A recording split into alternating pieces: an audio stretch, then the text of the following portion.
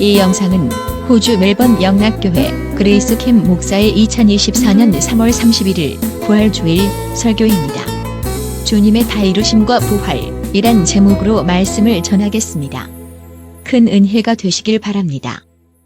사랑하는 교우 여러분, 오늘은 우리 주님께서 죽음에서 다시 사신 부활을 기념하는 부활주일입니다.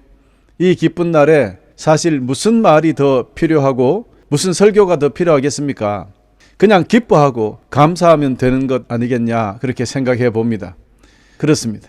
이 부활은 말이 필요 없습니다. 그냥 기쁜 것입니다. 그렇지만 이 기쁜 이유를 제가 딱 두 가지 단어에 담아서 여러분에게 소개하고자 합니다. 첫 번째로 우리 주 예수 그리스도께서 십자가 위에서 하신 마지막 말씀이 있습니다. 다 이루었답니다. It is finished. 예수님께서는 신포도주 맛을 보신 다음 다 이루었다 라고 말씀하셨습니다. 이 말씀을 하신 후 고개를 아래로 떨구시고 운명하셨습니다 라고 기록되어 있거든요. 여러분, 여기서 만일 우리 주님께서 I am finished, 나는 끝났어, 나는 망했어 라고 하셨다면 여러분, 이거 엉망이 되고 말았을 것 아니겠습니까? 그런데 우리 주님께서는 It is finished, 다 이루었다는 말은 우리 주님께서 맡으셨던 고요한 임무를 성공적으로 완수하셨다는 의미입니다. 그러니 얼마나 감사하고 감사한 일입니까? 우리 주님의 그 고난의 사역, 십자가의 죽음까지도 모두 감당하신 일이 실패로 끝났다면 우리는 어디에서 영원한 생명을 찾고 또 어디에서 소망을 찾을 수 있겠습니까? 따라서 우리 주님께서 다 이루었다 하신 선포에 큰 감사를 드려야 하겠습니다. I am finished가 아니에요. It is finished. 여러분, 이 말은 헬라어로요, 텔레오라는 말입니다. 다 이루었다, 텔레오. 즉 주님께서 십자가에서 텔레오 하심으로 모든 것을 이루셨습니다. 여러분, 죄 없으신 우리 주님께서 십자가 위에서 처참하게 죽으셨다는 것은 저와 여러분이 받을 죄의 징벌과 죽음을 대신하는 것으로서 우리 기독교 신앙의 핵심 중에 핵심이 된 이 증거는 신구약 성경 모두 기록되어 있습니다. 여러분, 이사야서 53장 3절에 보면 그가 상처를 입은 것은 우리의 허물 때문이고 그가 짓밟힌 것은 우리의 죄 때문이다. 그가 맞음으로 우리가 평화를 얻었고 그가 상처를 입음으로 우리가 고침을 받았다라고 선포하고 있습니다. 또한 로마서 5장 8절에 그리스도께서는 우리가 아직 죄인이었을 때 우리를 위해 죽으셨습니다. 이것으로서 하나님께서는 우리를 향한 그분의 사랑을 나타내셨습니다. 할렐루야. 여러분, 바로 이것입니다. 2000년 전에 죽으셨던 어떤 청년이 그 죽음이 우리와 무슨 관계가 있냐고 많은 사람들이 이야기합니다. 그 증거가 바로 로마서 5장 8절과 이사야서 53장 5절이 우리의 죄를 위하여 주님이 죽으셨다는 것을 분명하게 선포하고 있는 것입니다.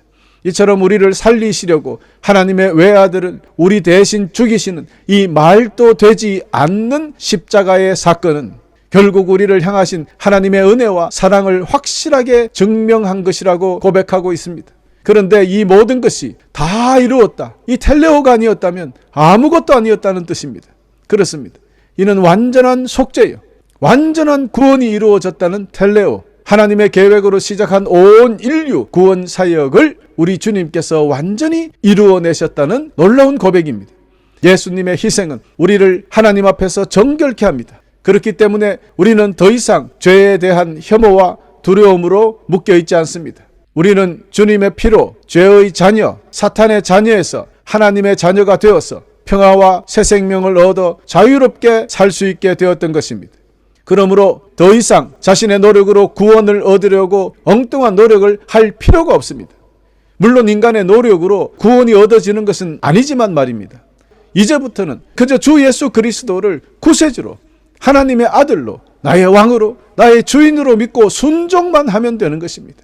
이렇게 간단하고 간결한 구원의 길을 열어주셨던 우리 주님께 모든 영광과 감사를 올려드립니다. 할렐루야. 이렇게 우리의 모든 죄를 씻어 구원을 완전히 이루신 우리 주님, 텔레오 해주신 우리 주님, 오 할렐루야. 이런 이유로 우리는 주님의 십자가에 우리의 모든 부족함과 근심과 걱정을 내려놓고 주님의 평강과 안식을 경험하며 살아가야 하겠습니다. 그리고 십자가에서 우리를 위해 이루신 주님의 모든 사역을 날마다 감사하고 우리의 믿음과 소망을 그분께 맡기며 주님으로부터 받은 놀라운 은혜와 사랑을 세상에 나누며 살아야겠습니다. 할렐루야. 텔레오, 첫 번째 중요한 단어였습니다. 이번엔 두 번째 단어는 에게이로. 성경에는 에게이로라는 단어를 사용하심으로써 우리 주님께서 부활하셨다는 것을 증거하고 있습니다. 죽음에서 다시 살아나사. 할렐루야. 우리 주님께서는 부활하시기 전 약 2주 전에 죽어서 장사된 지 4일이나 되었던 나사로를 죽음에서 살리셨습니다. 그런데 여러분, 여기에서 죽은 나사로를 생각해 보십시오. 그가 무덤에 묻혔습니다. 그리고 4일이 지났어요. 시체에서 썩는 냄새가 난다고 기록되어 있습니다. 그런 자가 많은 동네 사람들이 보는 가운데 주님께서 나타나셔서 나사로야 나오너라 라고 이름을 부르니 썩어가는 시체가 걸어 나왔단 말입니다. 그러나 불과 얼마 뒤에 그들이 예수 그리스도를 십자가에 못 박았어요. 이게 여러분 인간적으로 가능하다고 생각하십니까? 죽은 자를 살리는 것을 직접 눈으로 보았는데 이거보다 더 큰 기적이 세상에 어디에 있습니까? 이런 놀라운 기적을 보고도 주님을 죽일 수 있는 그것이 바로 사람들입니다. 여러분, 많은 사람들이 그래요. 이런 것을 해주면 내가 예수를 믿지. 내 사업을 성공하게 하면, 내 병을 고쳐주면, 기적을 베풀어주면 내가 예수를 믿겠다고. 그러더라도 예수를 십자가에 못 박을 수 있다는 것입니다. 그래서 믿는다는 것은요, 하나님의 은혜다. 우리가 열심히 노력해서 믿는 것은 아닌 것은 사실인 것 같아요. 여러분, 이것은 하나님께서 주시는 은혜예요. 놀라운 축복입니다. 2000년 전에 죽으신 예수 그리스도를 나의 구세주로 믿는 여러분, 이것은 기적이에요. 여러분 삶에 이미 기적이 일어난 것입니다. 여러분은 이미 복받은 자들입니다. 여러분, 날마다 감사하며 사십시다. 이 나사로를 살리는 것을 본 그 사두개인들과 많은 그 유대인들, 충격이 실로 대단했습니다. 여러분, 그 당시 사두개인뿐만 아니라 지금도 부활이 없다고 생각하는 사람들 많아요. 죽으면 끝이라고 생각합니다. 이렇게 죽었던 나사로를 예수님께서 다시 살리셨는 이 사건은 그 당시에 세상을 떠들썩하게 한 것은 당연한 것 아니겠습니까? 사두개인이나 종교 지도자들은 이 때문에 아주 골치가 아프게 되었습니다. 그런데 이번에는 그 나사로를 살렸던 주님이 직접 죽으셨다가 3일 만에 또 살아나셨다는 뉴스가 전해집니다. 여러분, 이 얼마나 놀라운 뉴스입니까? 주님의 부활의 소식은 수많은 사람들의 삶과 생각을 송두리째 바꿔버렸습니다. 여러분, 물론 계속해서 거짓 증거에 속아서 부활을 믿지 않고 부활을 믿는 사람들, 그 모든 사람들을 잡아서 죽이려고 했잖아요, 처음에. 오히려 이를 계기로 많은 사람들이 유대교를 떠나서 주님을 믿게 되었고 급기야는 기독교가 탄생하게 된 것도 사실이지만 말입니다. 마태복음 28장 11절에서 15절 보시면 대제사장 가야바와 안나스는 돈을 뿌려가면서 예수가 부활한 것이 아니라 그의 추종자들이, 즉 제자들이 그 예수의 시체를 훔쳐갔다고 해라 라는 가짜 소문을 퍼뜨려 그 소문이 지금까지 남아있다고 그렇게 성경은 기록하고 있습니다. 여러분, 이것은 그때만이 아니에요. 지금까지도, 현재 오늘날까지도 예수님 죽지 않았고 기절했다가 살아났다고 합니다. 여러분, 특별히 대표적으로 데니 브라운이 쓴 다빈치 코드라는 책에 예수님은 부활한 것이 아니라 죽지 않았다고 막 자신있게 기록하고 있어요. 아이고 참, 이런 이야기들이 점점 심해져서 결국엔 여러분, 예수님이 십자가에 죽지 않고 기절했다가 시원한 무덤 안에 눕혀놓으니까 정신이 번쩍 들어가지고 깨어났다 그래요. 그래서 그 막달라 마리아 함께 프랑스로 도망가서 거기서 막달라 마리아와 결혼하고 자녀를 낳고 살았다가 죽었다, 이런 이야기를 합니다. 프랑스 어느 작은 마을에 한 여자가요, 자기가 예수 그리스도의 직계 후손이라고 합니다. 그러면서 방문객들을 자기 집에 불러서 돈을 벌고 있더라고요. 이런 황당한 일이 다큐멘터리로 TV에서 방영한 적이 있어요. 그런데 거기에 찾아갔어요. 막 울면서 그 여자의 손을 만지고 헌금도 하고 이런 사람들이 있다 그래요. 아니, 어떻게 이렇게 정신 나간 사람들이 많은지 세상에 참 기가 막힙니다. 여러분, 그러나 예수님의 죽으심과 부활은 이런 거짓, 이런 숨김, 이런 것으로 막을 수 없는 것이 확실해요. 가장 중요한 여러분, 부활의 증거 있습니다. 주님의 부활을 직접 목격한 사람들이 12살 이상의 남자만 500명이 넘는다고 성경이 분명히 기록하고 있어요. 그 사람들이 살아있었다고 그 당시에 기록하고 있어요. 또 이를 기록한 제1세기에 유명한 조세푸스라는 이 사람이 역사서를 기록했습니다. 이 사람은 크리스찬이 아니에요. 세속적인 역사학자입니다. 그 사람의 기록으로도 예수 그리스도는 진짜로 왔다가 부활했다고 기록하고 있어요. 그런 증거가 있습니다. 그리고 성경의 증거죠. 이 성경보다 더 정확한 증거는 없으니까요. 또 있습니다. 수많은 성도들이 증거입니다. 부활이 사실이 아니었다면, 주님의 부활이 가짜였다면 어떻게 수많은 성도님들이 예수님을 하나님의 아들이자 메시아요, 주님으로 믿으면서 그 부활의 복음을 전파하다가 순교까지 감당했겠습니까? 순교를 한다면은, 여러분 목숨을 내어준다면은 어떤 일에 목숨을 내어줄 수 있겠습니까? 가짜 아무것도 아닌 것에 내 목숨을 가져가 라고 하는 사람이 누가 있겠어요? 확실한 믿음 앞에서, 확실한 진리 앞에서 우리의 목숨을 버릴 수 있는 것 아니겠습니까? 그래요, 여러분. 주님의 부활을 믿지 않는 사람에게는, 주님을 죽인 사람에게는 우리 주님의 부활이 고통일 거예요. 그러나 주님의 부활을 믿는 저와 여러분에게는 우리 주님의 부활은 기쁨이요, 영원한 생명이요, 소망이요, 능력이 되는 것입니다. 할렐루야. 그렇습니다. 우리 주 예수 그리스도는 분명히 에게이로, 죽음에서 다시 사셨습니다. 할렐루야. 사랑하는 교회 여러분, 그래서 부활이 없었다면, 이 에게이로가 없었다면 우리의 삶, 우리의 미래의 결과는 없을 것입니다. 그러나 우리 주님께서는 죽음에서 다시 살아나 주셨기 때문에 우리도 다시 살아날 수 있다는 소망을 확실하게 가지게 된 것입니다. 여러분, 이것이 중요해요. 여러분 생각해 보십시오. 십자가에 달려서 죽으심으로 우리의 죄를 용서하셨다면, 그리고 주님께서 살아나시지 않았다면 우리는 그렇게 생각할 수 있습니다. 구약의 어린 양을 잡아서 우리 죄 용서를 하는 그 제사, 그래, 주님께서 십자가 위에서 제사를 지내주셨구나, 우리의 죄는 용서받았구나, 그것으로 계속 슬플 거예요. 주님이 부활하지 않았다면 죄는 용서받았지만 뭐 이렇게 살다가 그냥 죽는구나, 이거 외에는 더 다른 기대와 소망이 없거든요. 그러나 주님의 부활이 뜻하는 것은 우리에게 새 소망과 새 생명을 허락하여 주셨어요. 주님이 부활하시고 나서 다시 죽으신 것이 없잖아요. 주님은 영원히 부활하신 것입니다. 그래서 우리도 주님처럼 영원히 사는구나 라는 영원한 새 생명의 소망을 가지게 되었다는 것이 너무나 중요한 것입니다. 주님의 부활이 뜻하는 것은 주님께서 십자가에 죽으심으로 드린 속죄 제사를 하나님께서 받으셨다는 거예요. 새 언약이 예수님의 피로 실제로 이루어졌다는 것입니다. 그러므로 이제부터는 주님 앞에 나와 우리 자신의 죄를 회개하고 그 이름을 부르는 자에게 죄의 용서가 실제적으로 이루어지고 영원한 생명을 얻게 된다는 것을 선포하신 것입니다. 할렐루야.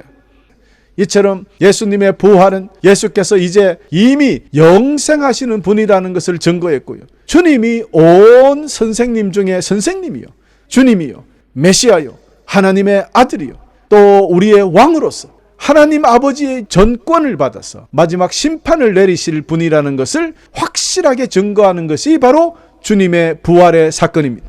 할렐루야. 그렇습니다. 이렇게 주님의 부활은 현실이 되어 신약 성경의 중심이자 핵심이 되었던 것입니다. 우리 주 예수 그리스도의 부활로 이 모든 것이 시작되었으니 기독교를 그래서 부활의 종교라고 부르게 되었던 것 아니겠습니까? 여러분, 우리 주님의 부활은 이렇게 세상을 바꾸어 놓았습니다. 주님께서 부활하셨기 때문에 주님의 날, 주일이 생겼습니다. 우리 주님께서 부활하셨기에 교회가 생겨났고 기독교가 생겨났던 것입니다. 우리 주님께서 부활하셨기에 새 생명이 있고 우리도 부활한다는 소망이 있는 것입니다. 자, 그럼 이 귀중한 말씀을 전부 요약해 놓은 성경 본문 말씀이 있습니다. 여러분 다 같이 펴십시오. 고린도전서 15장 12절에서 22절 같이 보겠습니다. 그리스도께서 죽은 자들 가운데서 다시 살아나셨고 우리가 전파하는데 여러분 중에서 죽은 자들의 부활이 없다고 말하는 사람이 있는 것은 어찌된 일입니까?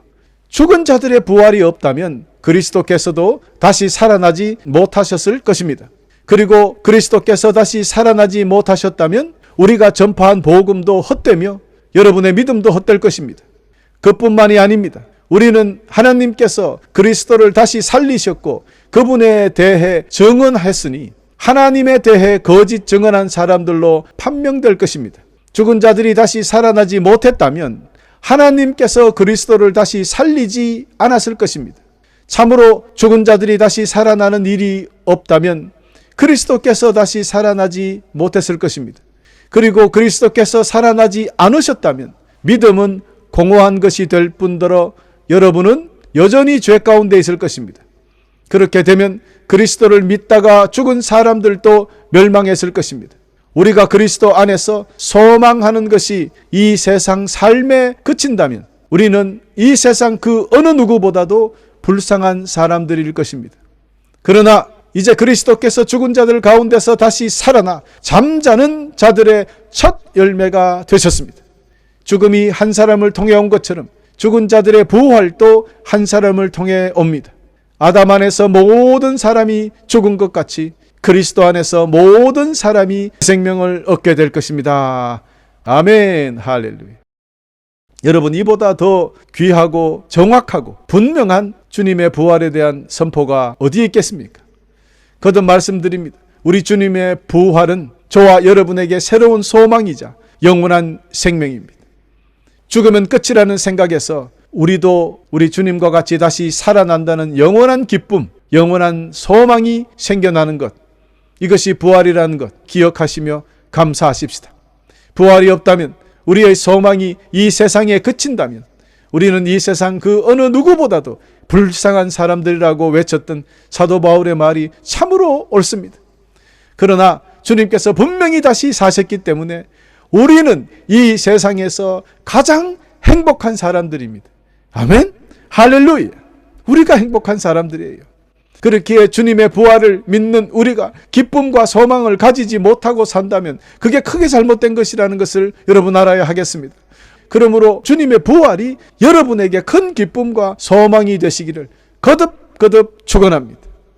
또한 고린도후서 5장 17절이 말하기를 그런즉 누구든지 그리스도 안에 있으면 새로운 피조물이라 이전 것은 지나갔으니 보라 새 것이 되었도다. 여러분, 이것을 다시 해석해 보면 우리 주님의 부활을 통해서 사실상 온 세상이 다시 태어난다고 말할 수 있는 것이에요.